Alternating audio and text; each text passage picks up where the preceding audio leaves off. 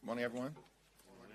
House Democrats continue to fight to stop the GOP tax scam in its tracks. Trump's one big, ugly bill will rip away health care for more than 16 million Americans. Others across the country will pay higher premiums, co-pays, and deductibles because of this unprecedented attack on Medicaid, Medicare, and the Affordable Care Act. Hospitals will close, nursing homes will shut down, and people will die if the GOP tax scam ever becomes law. Republicans are also trying to jam the largest cut to nutritional assistance in American history down the throats of the American people by taking away more than $300 billion from SNAP. These extremists are literally ripping food from the mouths of children, seniors, and veterans in the United States of America. It's shameful. All of this is being done so that Republicans can provide massive tax breaks to their billionaire donors, and then they want to stick the American people with the bill, including by exploding the deficit by more than $3 trillion, saddling our children and grandchildren with this type of fiscal baggage that will hurt their ability to have a prosperous future and sets America on a possible path toward bankruptcy. The GOP tax scam is indeed a disgusting abomination. Questions? Good morning.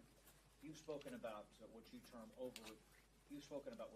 as overly aggressive tactics by ICE agents here. Are you concerned, though, that possibly demasking some of these agents puts their safety or their family's safety in jeopardy? And why not? Seems to me that the officials at the Department of Homeland Security, including ICE, should be held to the same standards as every other part of law enforcement in terms of transparency. Amid this feud between Elon Musk and Donald Trump, should Musk be called before a House committee to testify? I haven't had conversations with members of the relevant committees, which presumably, could include budget or ways and means, or judiciary or oversight. And until I have those conversations, I don't think there's much more to add. Right now, we're focused on killing the bill. The GOP tax scam hurts everyday Americans and rewards billionaires. That's not what we should be doing at this moment in time in the United States of America. We should be building an affordable economy that lowers costs for hardworking American taxpayers. The GOP tax scam, this one big, ugly bill, does the exact opposite.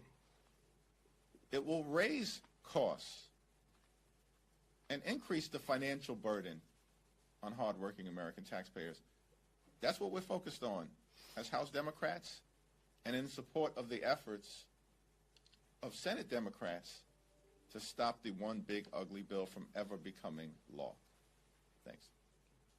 Are you concerned that cutting PEPFAR funding, that's something that the White House has proposed in the rescissions package, is going to set the United States back as a leader on the global effort to eradicate HIV/AIDS? What's your take? What's your message during Pride Month to folks out there who are concerned that the United States has been a leader with PEPFAR on HIV, but that's at risk now with the Republicans putting forward this rescissions package? The effort to eradicate HIV and AIDS in sub-Saharan Africa and across the country, as led by the United States of America through PEPFAR, has been a phenomenal success. It's inhumane to abandon the PEPFAR effort. And this is a program that was put into place in a bipartisan way, led by President George W. Bush in partnership with leaders in the House of Representatives like Barbara Lee. It's shameful that because of their ideological extremism, Republicans are trying to crush the PEPFAR program, which ultimately helps the health, safety, and well-being of the American people by crushing HIV and AIDS. All of these efforts by the Trump administration to attack our public health successes, both here and abroad, put the American people in danger. And that's one of the reasons why House Democrats will be strongly opposed to the reckless Republican rescissions package. Thanks. Go to the back. You got it. So some Democrats have said that they agree with Elon Musk when it comes to the bill. Do you think there's an opportunity here for Democrats to extend the hand to Musk, sort of bring him into your corner? Is that something you'd be interested in? The opportunity that exists right now is to kill the GOP tax scam. It's legislation that we have been strongly opposed to and uniformly opposed to from the very beginning. Every single Democrat since February has voted against this one big ugly bill because it hurts everyday Americans. It rips health care away from millions of people. It snatches food out of the mouths of hungry children, and it rewards billionaires and their donors in ways that are fiscally irresponsible. To the extent that there's opportunity here, first and foremost, it begins with the effort to stop the GOP tax scam from ever becoming law. Thanks. Just put a finer point on that. Should Elon Musk be welcomed back into the Democratic Party if that is something that is on the table, given everything he did as the leader of Doge? Same answer. Your former colleague here on the Hill, Lieutenant Governor Delgado, has gotten into the governor's race. What do you make of that? Is that a wise move? Do you welcome that? And from the perspective of next year, are you planning to stand behind Hochul regardless of any primary challenge? I look forward to weighing in with respect to the governor's race in the immediate aftermath of the mayoral primary resolving itself. Governor Kathy Hochul has been a great partner to House Democrats and an important leader of our state during challenging times. And she just delivered a transformational budget that is going to lower costs for New York residents, keep us safer, and lays down a foundation for a more prosperous future in New York. Leader Jeffries, do you think that Musk's departure will change anything with the White House? Do you think Doge will scale back? Is this a positive development for you? That's all an open question that needs to be evaluated over the next few weeks and next few months. Our position on a lot of the efforts of this Trump administration and what took place during the first 100 days remains clear. The first 100 days of the Trump administration and beyond throughout his presidency have been characterized by chaos, cruelty, and corruption. And at this moment in time, we're going to do everything that we can to stop the GOP tax scam from ever becoming law because it hurts the American people. And beyond that, we'll continue to push back against the far-right extremism that has been unleashed on the American people by the Trump administration in an extraordinary way, including efforts to dismantle the federal government as we know it and the attacks on veterans in particular, which is unacceptable, unpatriotic, and un-American. So nothing has changed in that regard. We continue to push back whenever and wherever necessary against the extremism that Donald Trump and compliant Republicans in the House have unleashed on the American people.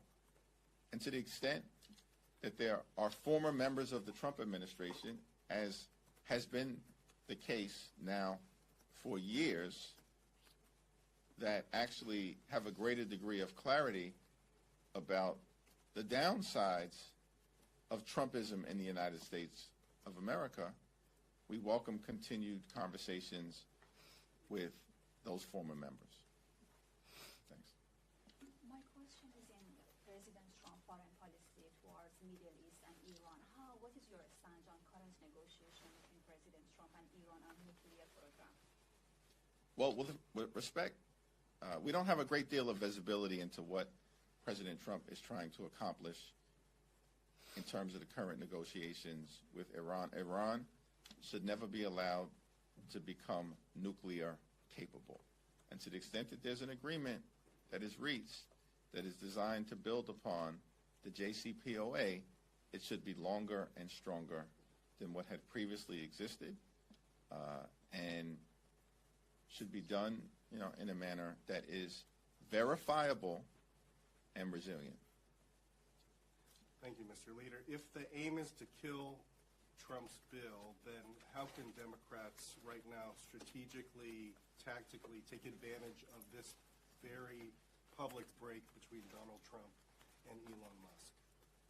We have to keep the pressure on House Republicans and Senate Republicans to do the right thing and vote in the best interests of the people that they represent, which means voting against Trump's one big ugly bill. To the extent that Elon Musk has made the same point,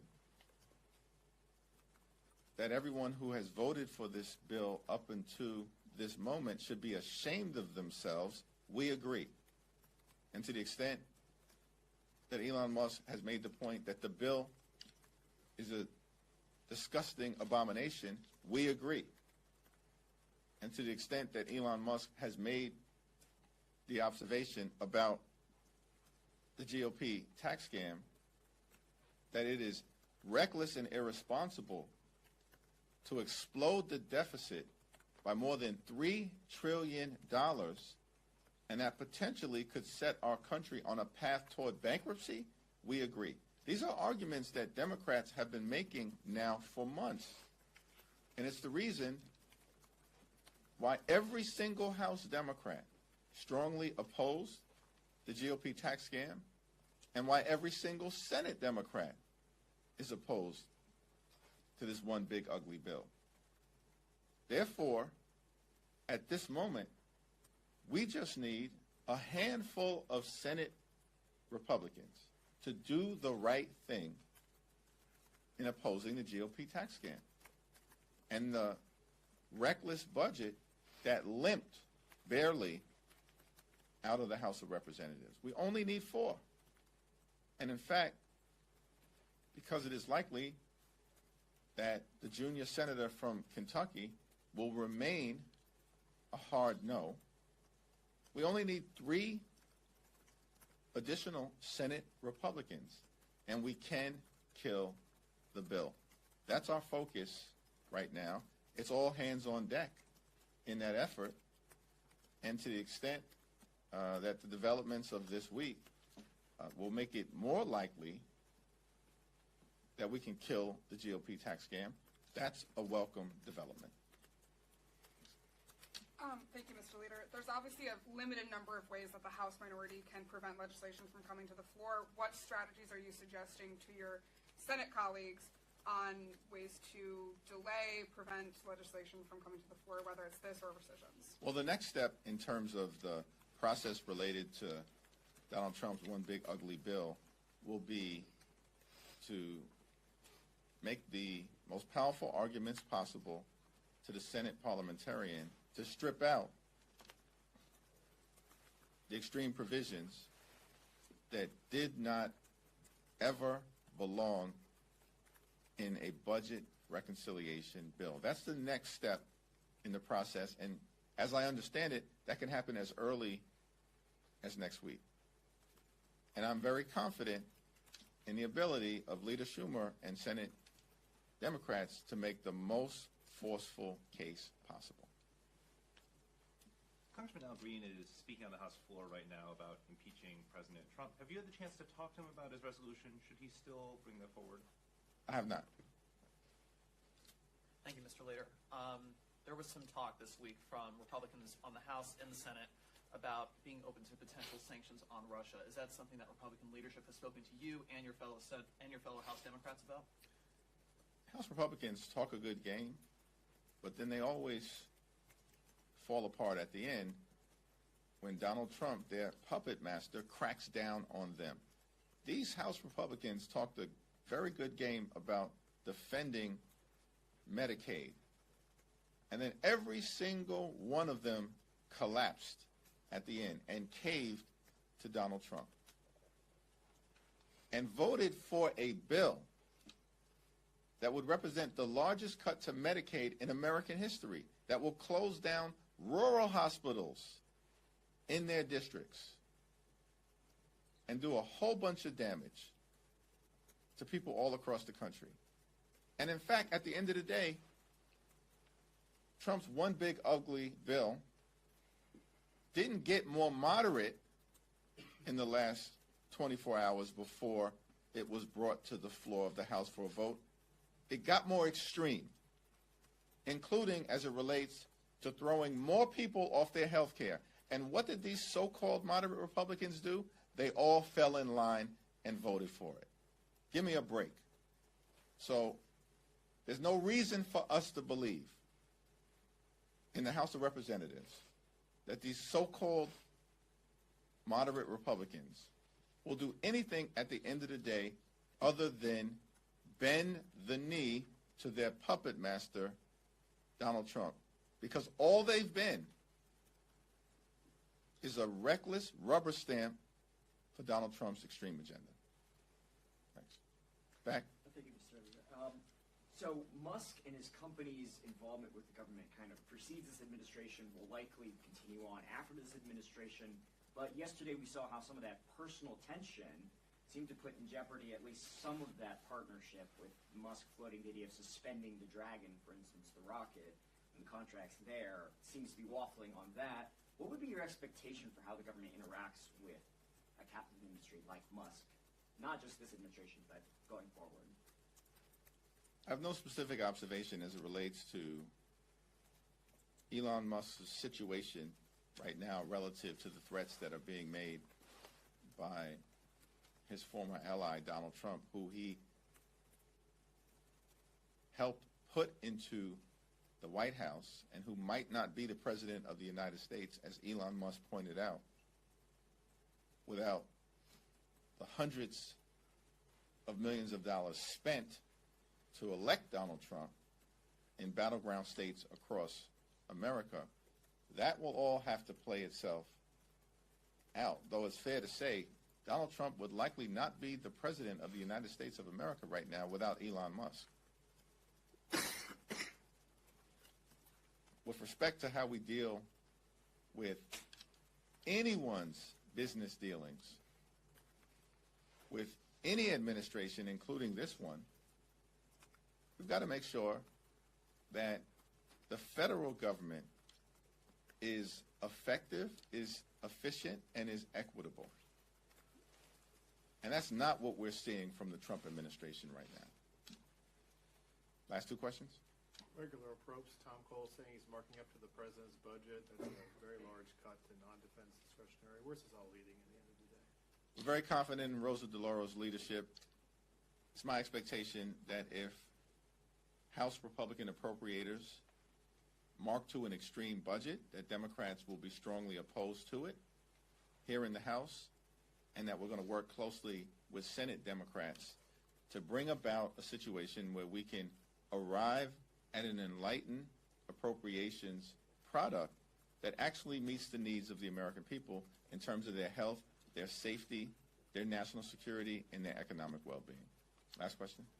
Once again on the Trump-Musk spat, do you see any possibility of That's a kind way to describe it, a spat. divorce, if you like? Do you see any possibility of this having any bearing on the midterms in races that are particularly close, and might you even introduce it into the races?